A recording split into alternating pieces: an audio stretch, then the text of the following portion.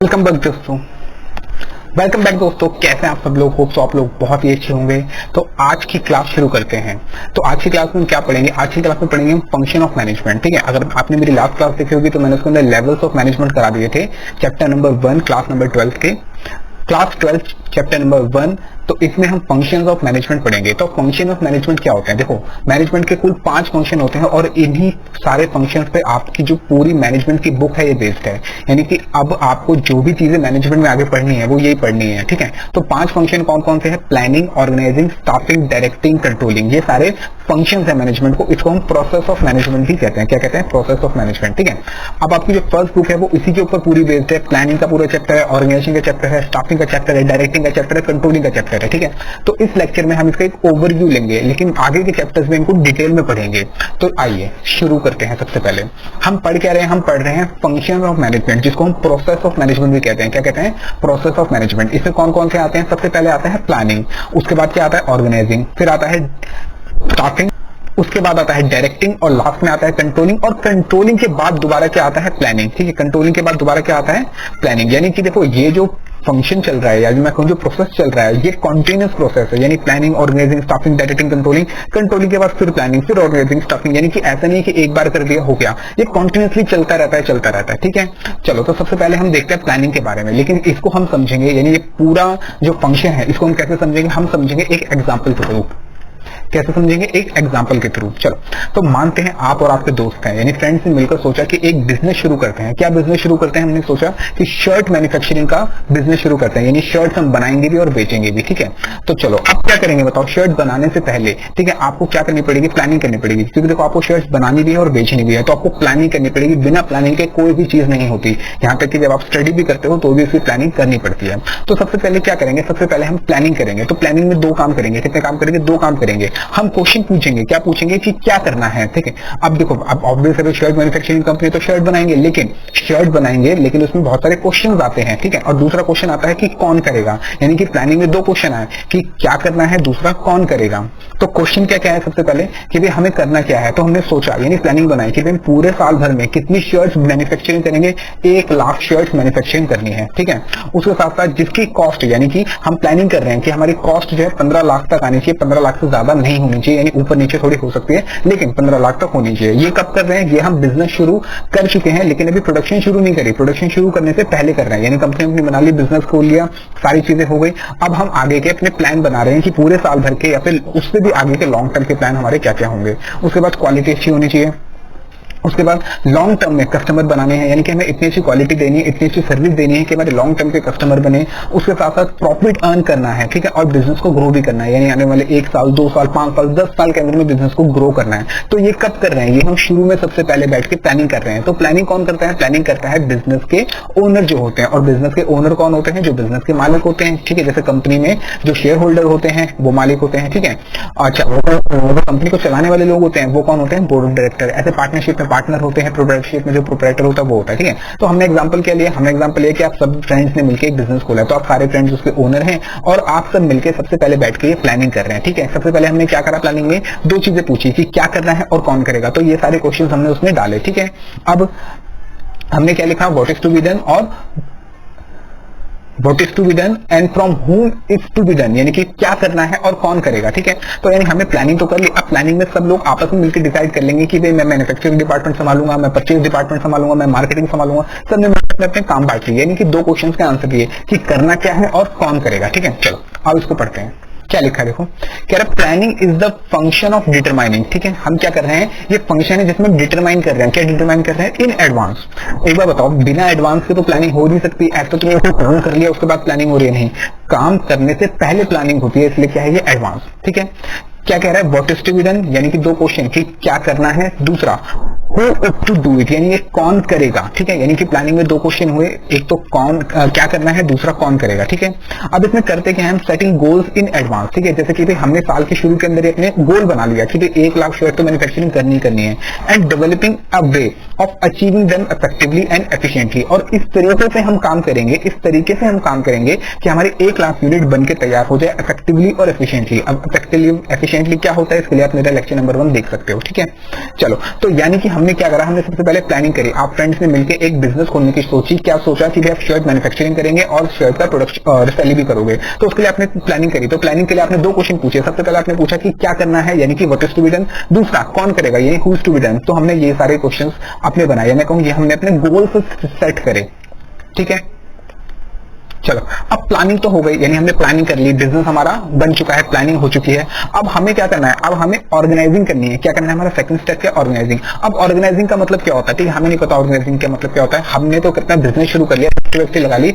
अब हमें करना क्या है, अब जॉब्स की पोस्ट बनानी है, यानी कि हमने जो भी बिजनेस बनाया वहां पे हमें जॉब्स की पोस्ट बनानी है, ठीक है, ताकि एम्प्लॉयज को जॉब पे रख सके, ठीक है। यानी कि हमने जो भी प्लानिंग करी उसके अकॉर्डिंग अब हम क्या करेंगे, जॉब्स की पोस्ट बनाएंगे ताकि एम्प्लॉयज को जॉब पे रख सकें, ठीक है। नहीं समझ आया, देखो क्या होता है कि भाई जैसे कि मान लो एक छोटा सा बिजनेस है, ठीक है। इसका क्या मतलब है, देखो प्लान बनाया है उसके अकॉर्डिंग काम पूरा करवा सके, ठीक है। ये क्यों कर रहे हैं हम, ताकि हम लोगों को जॉब पे रख सके, तो हमें वहां की पोस्ट भी तो बनानी पड़ेगी, ठीक है। अब इसमें होता क्या है, देखो जैसे कि हमने क्या क्या पोस्ट बनाई, हमने बनाया परचेज मैनेजर बनाया, हमने प्रोडक्शन मैनेजर बनाया, हमें अकाउंट्स मैनेजर, हमें मार्केटिंग मैनेजर, ऐसे करके पोस्ट बनाए। उसके अंदर हमने एम्प्लॉयज को रखा है, उनके अंदर हम एम्प्लॉयज को रखेंगे। तो बताओ, परचेज मैनेजर रखना पड़ेगा, एक प्रोडक्शन मैनेजर रखना पड़ेगा, एक अकाउंट्स मैनेजर, एक मार्केटिंग मैनेजर, ऐसे करके मुझे मैनेजर्स को रखने पड़ेंगे। ये क्या है, ये पोस्ट बनी हुई है, जॉब्स की पोस्ट बनी हुई है। तो इसको कहते हैं ऑर्गेनाइजिंग करना। यानी कि देखो ऑर्गेनाइजिंग बहुत सिंपल है, बच्चे पता नहीं क्यों कंफ्यूज होते हैं। ऑर्गेनाइजिंग का सिंपल मीनिंग होता है पोस्ट बनाना, जॉब्स बनाना। अब ये जो ऑर्गेनाइजिंग है ये डिपेंड करता है बिजनेस टू बिजनेस। जैसे मान लो गली में आपके किराने की दुकान है, तो वहां के बताओ परचेज मैनेजर होगा, वहां अकाउंट्स मैनेजर होगा, नहीं, वहां तो सिंपल उसका एक हेल्पर होता है। तो उसका ऑर्गेनाइजिंग क्या है, एक वो खुद है ओनर और दूसरा एक उसका हेल्पर हो गया, तो ये ऑर्गेनाइजिंग है उसकी। ऐसे मान लो कोचिंग सेंटर है, ठीक है, मान लो मेरे कोचिंग सेंटर है। अब मेरे कोचिंग सेंटर के अंदर ऑर्गेनाइजिंग में कैसे करूंगा, मैं एक नॉर्मल लड़के को रखूंगा जो वहां का काम करेगा छोटा मोटा, ठीक है, एक क्लर्क को रखूंगा जो लिखने का काम करेगा, बाकी मैं जो फैकल्टीज है, एक्सपर्ट्स है, उनको रखूंगा। तो वो क्या हो गई, मेरी ऑर्गेनाइजिंग हो गई मेरे बिजनेस की। यानी हर बिजनेस की ऑर्गेनाइजिंग का मतलब क्या हो गया कि उस बिजनेस में कौन कौन सी पोस्ट बनी हुई है, कौन कौन सी जॉब बनी हुई है। तो यानी मैंने अपना बिजनेस शुरू करा, मतलब आप पार्टनर्स ने अपना बिजनेस शुरू करा शर्ट मैन्युफैक्चरिंग और सेलिंग का। तो आपने क्या करा, सबसे पहले प्लानिंग कर लिया, प्लानिंग के बाद आप ऑर्गेनाइजिंग कर रहे हो, यानी पोस्ट बना रहे हो, ठीक है। अब पोस्ट बना ली ताकि एम्प्लॉयज को, ठीक है, पढ़ो हिंदी में क्या लिखा है, ताकि एम्प्लॉयज को ड्यूटी दी जा सके। यानी कि हमने क्यों बनाई, ताकि भाई परचेज मैनेजर को हम परचेज की ड्यूटी देंगे, प्रोडक्शन मैनेजर को प्रोडक्शन की ड्यूटी देंगे, ठीक है। उसके बाद सेकंड क्या है, लेबर को ग्रुप टास्क दिया जाएगा। इनके अंदर लेबर काम करेगी, देखो प्रोडक्शन में हमारी फैक्ट्री के अंदर लेबर काम करेगी, तो लेबर को हम ग्रुप टास्क देंगे, यानी कि वो पूरा ग्रुप बन जाएगा। उनका काम क्या होगा, शर्ट मैन्युफैक्चरिंग करना। क्या काम होगा, शर्ट मैन्युफैक्चरिंग करना, ठीक है। एम्प्लॉयज को पावर अथॉरिटी दी जाएगी, जैसे प्रोडक्शन मैनेजर जो है उसको प्रोडक्शन की अथॉरिटी है, परचेज मैनेजर उसको परचेज की अथॉरिटी मतलब पावर दी जाएगी। जैसे कि परचेज मैनेजर को हमने पावर दे रखी है कि भाई 1 लाख रुपए तक का सामान आप बिना पूछे हमसे खरीद सकते हो, तो ये होता है परचेज मैनेजर, ये होता है अथॉरिटी। क्या होती है, अथॉरिटी, ठीक है। फिर लास्ट में क्या लिखा है, साथ साथ काम करने के लिए रिसोर्सेज भी देंगे। यानी कि देखो अब जो हमारे एम्प्लॉयज हैं, जो जिनको हमने काम पे रखना है, उनको हमें रिसोर्सेज भी तो देने पड़ेंगे, मतलब मैन, मटेरियल, मशीन। यानी कि देखो परचेज मैनेजर है, परचेज मैनेजर को हमने अथॉरिटी दे दी 1 लाख रुपए के आप कपड़ा खरीद लेना, क्योंकि कपड़े से शर्ट बनेगी, लेकिन 1 लाख रुपए उसको पैसे भी तो देने पड़ेंगे, तब जाके वो खरीद पाएगा। प्रोडक्शन मैनेजर को हमने कहा कि आपको 1 लाख की शर्ट्स प्रोड्यूस करानी है, मैन्युफैक्चर करानी है, लेकिन इसको जब तक मैं लेबर लाके नहीं दूंगा तब तक वो क्या नहीं कर सकता, प्रोडक्शन नहीं करवा सकता। तो रिसोर्सेज का मतलब क्या होता है, मैन, मटेरियल, मनी, मशीन, ये हमारे रिसोर्सेज होते हैं, जो मैं आपको पहले भी बता चुका हूं। यानी कि ऑर्गेनाइजिंग में क्या हुआ, ऑर्गेनाइजिंग में हमने जॉब्स की पोस्ट बनाई, और ठीक है क्यों बनाई, ताकि हम एम्प्लॉयज को ड्यूटी दे सके, लेबर को ग्रुप टास्क दे सके, एम्प्लॉयज को अथॉरिटी यानी कि पावर दे सके, और साथ साथ काम करने के लिए रिसोर्सेज भी दे देंगे, ठीक है। चलो, ऑर्गेनाइजिंग के बाद क्या हुआ, अच्छा इसको एक बार इंग्लिश में पढ़ लेते हैं, क्या लिखा है देखो।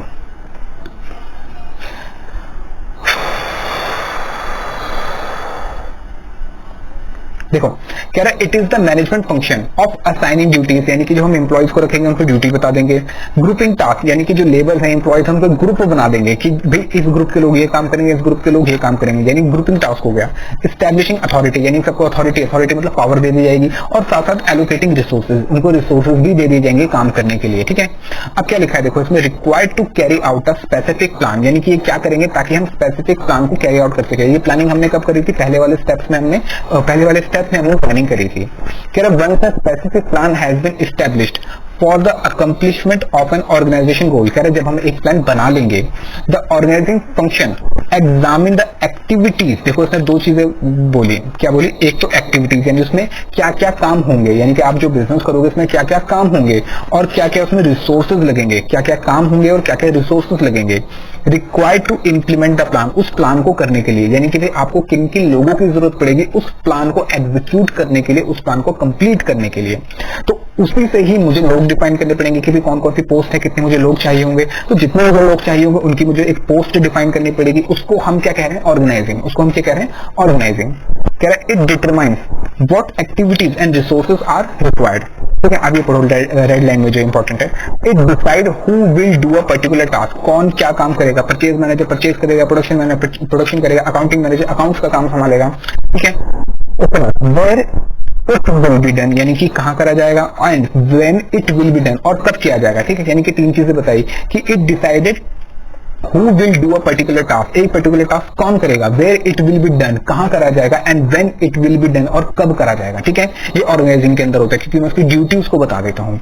लास्ट में देखो क्या लिखा है, different kind of business required different structure according to the nature of work, यानी कि अलग अलग बिजनेस के अंदर अलग अलग तरीके से ऑर्गेनाइजिंग होती है, अलग अलग तरीके से पोस्ट डिफाइन की जाती है। जैसे मैंने एग्जांपल दिया, जो किराने का स्टोर है उसमें से दो लोग चाहिए, यानी एक खुद ओनर हो गया और एक उसका हेल्पर हो गया। ठीक है, ऐसे कोई छोटी मोटी कंपनी है तो वहां पे ज्यादा लोग नहीं होते, कोई बड़ी कंपनी है तो वहां ज्यादा लोग होते हैं। तो सबके ऑर्गेनाइजेशन स्ट्रक्चर जो है वो डिपेंड करता है नेचर ऑफ द बिजनेस या साइज ऑफ द बिजनेस के ऊपर। ठीक है, ये एक्टिविटीज ऑफ द बिजनेस के ऊपर।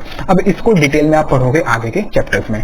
तो अब क्या होगा आगे बताओ, जब आपने पोस्ट बना ली, यानी कि आपको ये लोग रखने हैं, तो अब आपको लोगों को रखना भी तो पड़ेगा। ठीक है, अब आपने पोस्ट बना ली कि भाई इतने लोग आपको चाहिए। लेट्स सपोज आपने 10 पोस्ट बना ली, तो 10 लोग आपको चाहिए शर्ट मैन्युफैक्चरिंग और सेलिंग के लिए। ठीक है, तो अब उन 10 लोगों को आपको हायर भी करना पड़ेगा, यानी जॉब पे रखना पड़ेगा। तो जॉब पे रखने के प्रोसेस को क्या कहेंगे हम? स्टाफिंग। क्या कहेंगे? स्टाफिंग। यानी स्टाफिंग का सिंपल मतलब क्या होता है?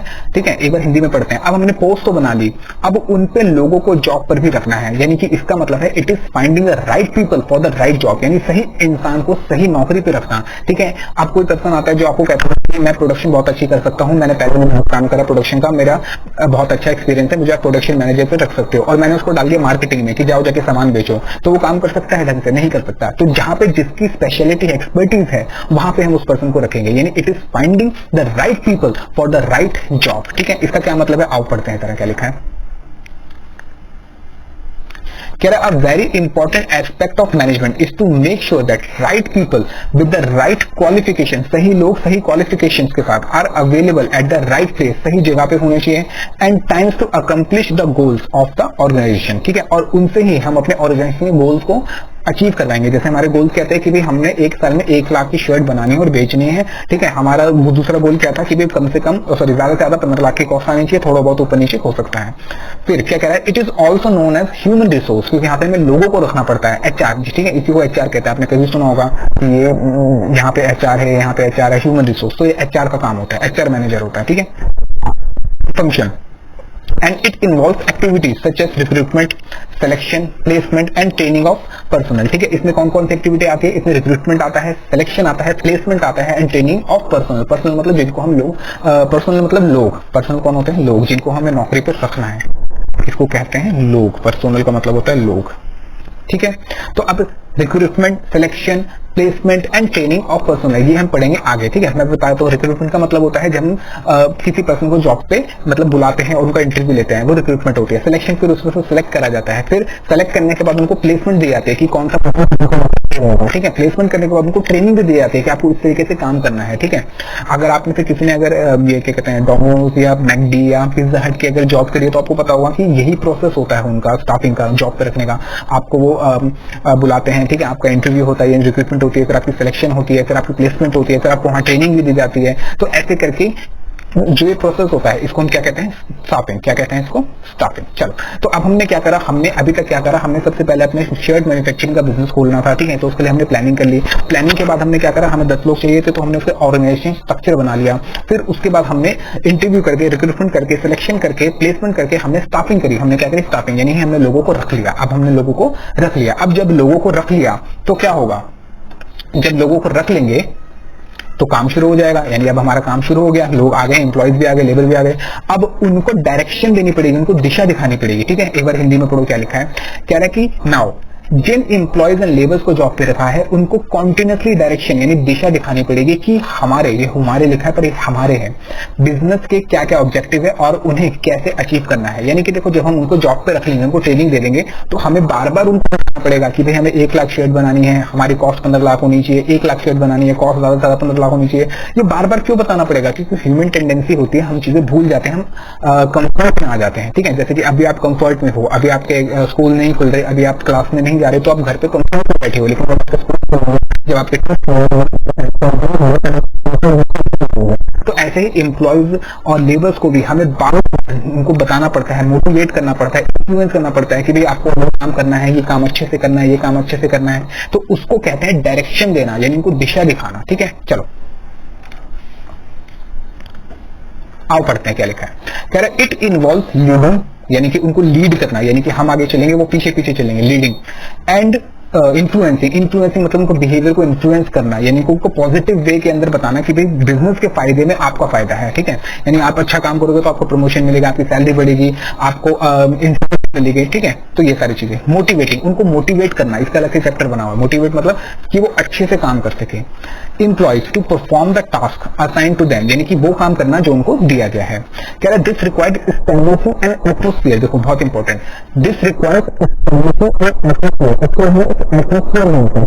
मैनेजर एक एटमॉस्फेयर बनाता है, एक ऐसा एनवायरनमेंट बनाता है जिसमें क्या होता है, that encourages employees to do their best, जिसको उस एनवायरमेंट एम्प्लॉयज बहुत अच्छा सा है। फिर motivation and leadership are two concept of direction, यानी कि डायरेक्शन में दो चीजें आती हैं, मोटिवेशन आता है और लीडरशिप आता है। ठीक है, ये क्या है हम बाद में पढ़ेंगे। ठीक है, लेकिन बताया तो मोटिवेशन का मतलब होता है कि हम किसी को मोटिवेट करते हैं, जैसे कि आपके पेरेंट्स आपको मोटिवेट करते हैं कि अगर आपको 90+ नंबर आ गए, परसेंटेज आ गए, तो आपको बाइक दिला देंगे, तो ये मोटिवेशन मिलेगी। आप बार बार सोचोगे नहीं 90+ नंबर लेकर आने में बाइक चाहिए, या आपको सपोज एप्पल का फोन दिला देंगे, मतलब कुछ भी ऐसा आपको लालच दे देंगे, तो उसको हम मोटिवेशन कहते हैं। ठीक है, एंड लीडरशिप, लीडरशिप क्या होता है, जब एक पर्सन आगे चलता है बाकी लोग उसको देख के चलते हैं, वो होती है लीडरशिप। ठीक है, जैसे कि इंडिया के अंदर जो मोदी की लीडरशिप है उसको बहुत अच्छा माना जाता है कि भाई वो बहुत अच्छा लीडर है। ठीक है, चलो तो मोटिवेटिंग वर्कर्स प्रमोटिंग एंड इस तरह से इन्वायरमेंट बना देना कि उनका खुद मन करेगा काम करने का। कह रहे लीडरशिप इज इन्फ्लुएंसिंग अदर, उसके अंदर हम इन्फ्लुएंस करते हैं, स्पीच देते हैं, हमको बताते हैं कि भाई आप काम अच्छा करो तो आपको ये मिलेगा, वो मिलेगा, ये चीजें होंगी, बिजनेस टू डू। ठीक है, यानी कि वो लीडर उनसे एक गुड मैनेजर जो है वो तारीफ भी करता है और डांटता भी है। डांटता भी मतलब ऐसे नहीं कि बिल्कुल डांट रहा है। ठीक है, जैसे कि आपके पेरेंट्स होते हैं कि जो आपको पहले तो डांट के भी समझाते हैं, फिर प्यार से हो जाते हैं। ठीक है, तो praise and criticism of the employees, और इस तरीके से ताकि एम्प्लॉय अच्छे से अच्छा काम कर सके। ठीक है, यानी कि अब क्या हुआ, जब हमने ऑर्गेनाइजिंग करके, ठीक है, उसके बाद स्टाफिंग करके हम लोगों को रख लिया, तो रखने के बाद ट्रेनिंग देने के बाद हम उनको दिशा दिखाते रहते हैं कॉन्टिन्यूसली कि ऐसे काम करना है, ये करना है। और उसके लिए हमें क्या करना पड़ता है, दो चीजें, यानी डायरेक्टिंग के लिए दो चीजें, मोटिवेशन और लीडरशिप। मोटिवेशन और लीडरशिप। ठीक है,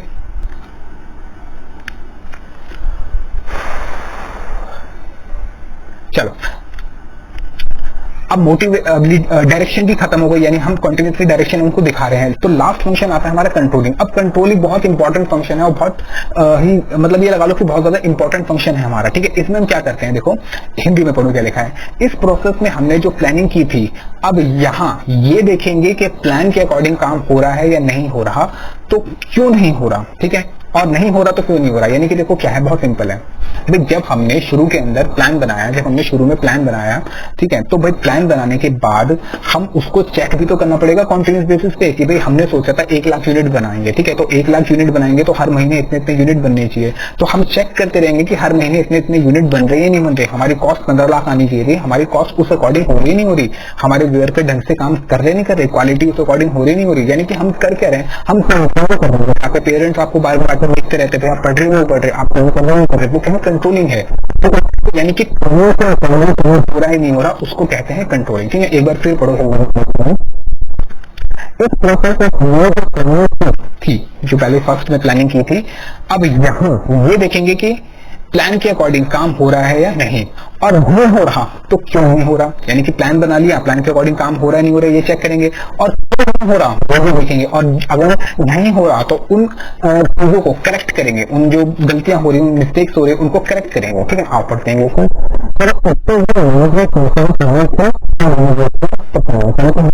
करेंगे जैसे आपके पेरेंट्स आपको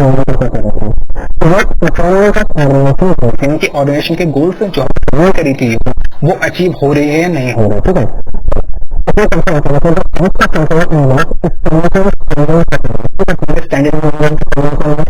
हमने करी थी, हमने क्वालिटी का कि वो एक शर्ट जो है इस तभी कस्टमर खरीदेगा वरना नहीं।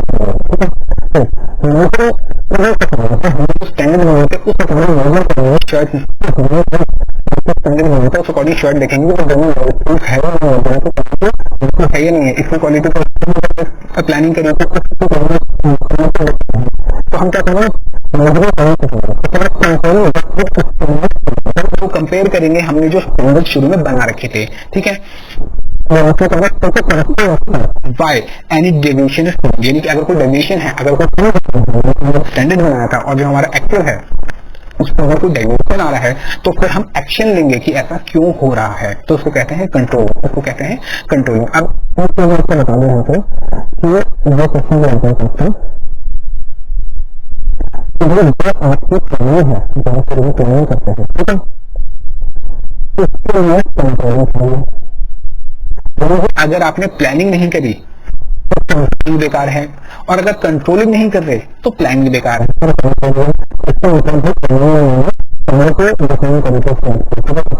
होनी चाहिए। ठीक है, स्टैंडर्ड बनाना था। अगर मैं स्टैंडर्ड नहीं बनता तो बताओ मैं कंट्रोलिंग कर सकता, मैं ये चेक कर सकता कि स्टैंडर्ड के अकॉर्डिंग काम हो रहा है। जब स्टैंडर्ड ही नहीं बनाया तो आप कैसे दोनों को चेक कर सकते हो। ठीक है, दूसरा क्वालिटी बना दी और कंट्रोलिंग नहीं कर रहा, यानी दोनों में चेक नहीं कर रहा, जो स्टैंडर्ड बनाया था और जो एक्चुअल था, जो स्टैंडर्ड था और जो एक्चुअल था उसमें कंपैरिजन नहीं कर रहा, तो फिर प्लानिंग बनाने का फायदा क्या हुआ, आप तो जैसा चलता जा रहा था। तो क्वेश्चन आता है प्लानिंग और कंट्रोलिंग दोनों इंटरडिपेंडेंट है, दोनों क्या है एक दूसरे पे डिपेंड करते हैं। ठीक है, कोई नहीं, इसको हम आगे भी पढ़ेंगे।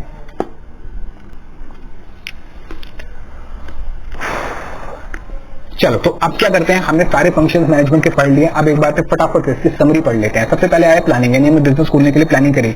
ठीक है, इसमें क्या करना, हमने determining in advance what is to be done and who is to do it. ठीक है, इसमें हमने क्या करा, सेटिंग करे goals in advance and developing a way of achieving them effectively and efficiently. ठीक है, उसके बाद हमने करी ऑर्गेनाइजिंग, यानी कि हमने पोस्ट डिफाइन करी, यानी assigning duties, grouping task, establishing authority and allocating resources required to carry out a specific plan. उसके बाद हमने क्या करा इसी के अंदर, the organizing function examine the activities. ठीक है, जितनी एक्टिविटीज हमारी and resources required to implement the plan, क्योंकि एक्टिविटीज है उस अकॉर्डिंग मुझे पोस्ट बनानी पड़ेगी, उसी अकॉर्डिंग मुझे लोगों को हायर भी करना पड़ेगा। तो मैंने पोस्ट डिफाइन कर ली, पोस्ट डिफाइन करने के बाद मुझे लोगों को हायर करना है, यानी कि स्टाफिंग करनी है।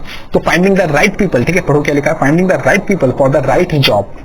A very important aspect of management is to make sure that right people will with the right qualification are available at the right places and times to accomplish the goals of the organizing। ठीक है, उसके बाद second last function था directing, उनको दिशा दिखानी पड़ेगी, यानी कि leading, influencing and motivating employees to perform the task assigned to them. This requires establishing an atmosphere that encourages employees to do their best। और लास्ट में क्या है, कंट्रोलिंग। कंट्रोलिंग मतलब हमने जो प्लानिंग करी थी उस अकॉर्डिंग काम हो रहा नहीं हो रहा, ये कंट्रोलिंग मतलब सिंपल है, स्टैंडर्ड के अकॉर्डिंग हमारा काम हो रहा नहीं हो रहा। तो पढ़ो क्या लिखा है, कह रहे monitoring organization performance towards the attainment of organization goals, यानी मॉनिटर करना कि भाई हमारे जो परफॉर्मेंस है वो स्टैंडर्ड के अकॉर्डिंग हो रही नहीं हो रही। The task of controlling involve establishing standard of performance, measuring current performance, comparing this with established standard and taking corrective action where any deviation is found। ठीक है, तो मेरे ख्याल से आपको पांचों प्रोसेस मैनेजमेंट के इसमें समझ आ गए होंगे। ठीक है, एक बार मैं आपको दोबारा बता दूं कौन कौन से प्रोसेस है। सबसे पहले था प्लानिंग, फिर था ऑर्गेनाइजिंग, तीसरा था स्टाफिंग, चौथा था डायरेक्टिंग और पांचवा था कंट्रोलिंग। ठीक है, अगर आपको ये लेक्चर अच्छा लगा, आपको अगर क्लास अच्छी लगी है तो इस पर एक लाइक का बटन जरूर दबाना, और अगर अच्छी नहीं लगी तो डिसलाइक कर देना, और क्यों अच्छी नहीं लगी ये कमेंट में मुझे बताना, और अगर अच्छी लगी है तो कमेंट में ये भी बताना कि इसमें आपको क्या अच्छा लगा, और ये भी बता सकते हो कि इसमें मुझे क्या और सुधार करने चाहिए। और अगर आपको इस लेक्चर की पीडीएफ चाहिए तो आप मुझे कमेंट बॉक्स में अपना ईमेल आईडी लिख सकते हो, या अपना मुझे अपना व्हाट्सएप नंबर भी बता सकते हो, मैं उस व्हाट्सएप नंबर पे आपको इस लेक्चर की पीडीएफ दे दूंगा। तो मैं मिलता हूँ आपसे अगली क्लास में, तब तक के लिए बाय बाय, टेक केयर, घर में रहें, अपने और अपने परिवार की सुरक्षा करें, और रेगुलरली बेसिस पे हाथ धोते रहें, और कोरोना वायरस से दूर रहें, और हाँ, हमारा चैनल भी देखते रहें। बाय। सब्सक्राइब करना मत भूलना। बाय, मैं मिलता हूँ आपसे अगली क्लास में। तब तक के लिए बाय बाय, टेक केयर और जय हिंद। बाय।